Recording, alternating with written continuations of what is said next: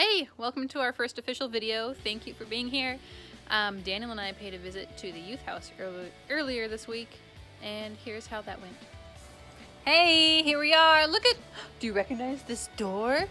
This is the door to the youth house. Doo-doo-doo. Oh, but you know what it's missing? All of you! Okay, so it's no fun to play pool by yourself. And I was trying to make it look like I was observing the art, but I ended up just taking it down. Which made Brendan sad, because he said it was his favorite thing. Okay, that's a lie. But he did find his favorite thing in the mini fridge, which is a good segue to our challenge. Woo! Okay, the winners of last week's Thankfulness Challenge, the two who sent us videos, are... Amelie and Willis. Amelie and Willis! All right, we will be dropping off a package on your door, a prize. Good job. Try again this week. Hey, we have a pretty simple challenge for you this week. Your job is to guess how many Mountain Dews, not Brendan's, how many Mountain Dews are in the Youth House mini fridge. Thank you for joining us.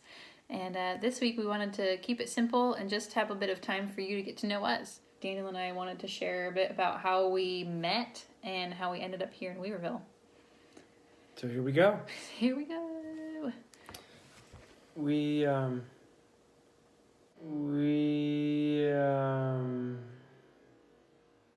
were both living in Reading at the time. So this was back in 2011. 2011. Mm-hmm. We were both working at Starbucks, two separate Starbucks, and we almost worked at the same one for a second, but it didn't work out.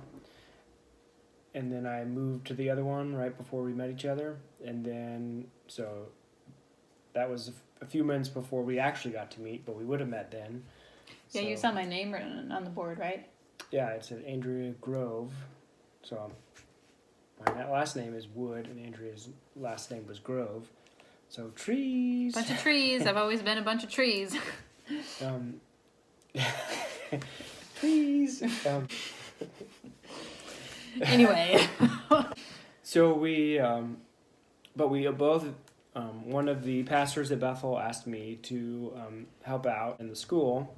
And so when I was doing that, we actually met. Andrea was a student, and it was love at first sight. Well, not really, but it was love at third sight or something like that. But we got to know each other because of that, and I think it was the school started in September, and then we started dating. I think in that January, the beginning of January. Mm-hmm. And I remember he would come in to my Starbucks, and I thought he was just being a really good intern at the time, checking up on his students.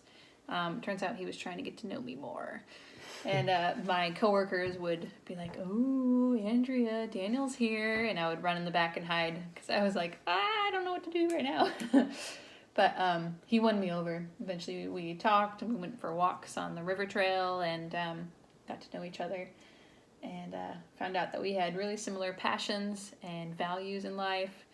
We love outdoors, we love adventures, we love family, we have a dream of having a farm one day, and we love ministry. And we've always pursued church ministry and have loved serving the church and everyone in it.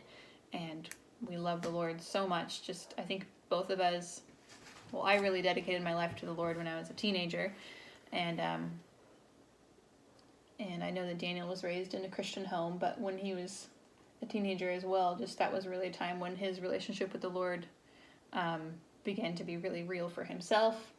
And we've just kind of continued that all through our lives. And so we ended up getting married in November 2012. And during that time,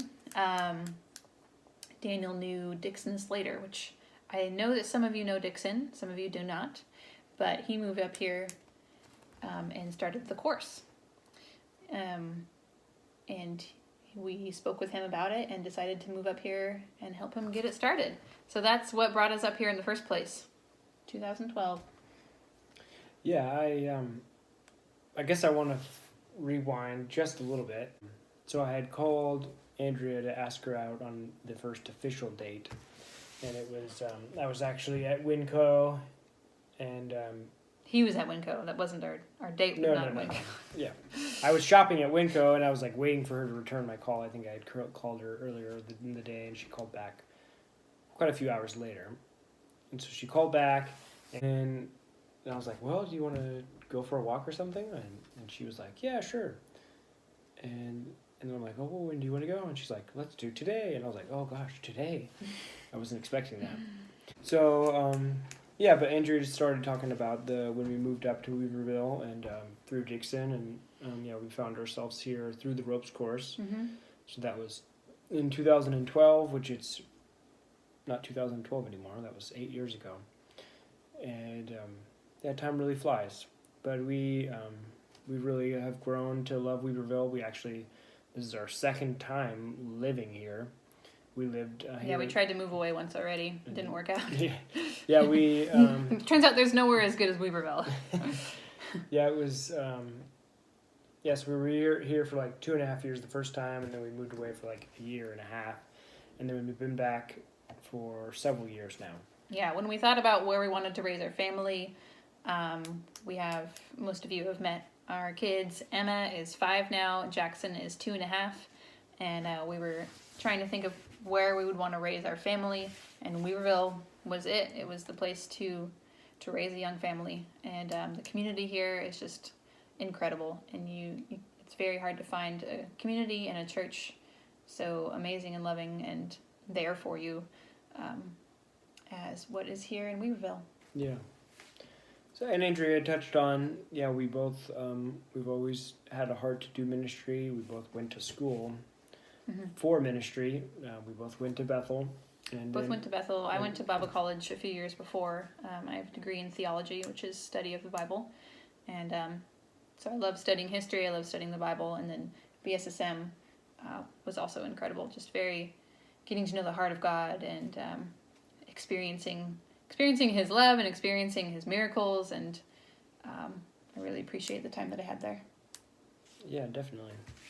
So this is kind of just a little piece out of our lives. We're going to continue to tell little stories like this going forward. Mm-hmm. But here's just a little something. And if you have questions, send the questions. Yeah.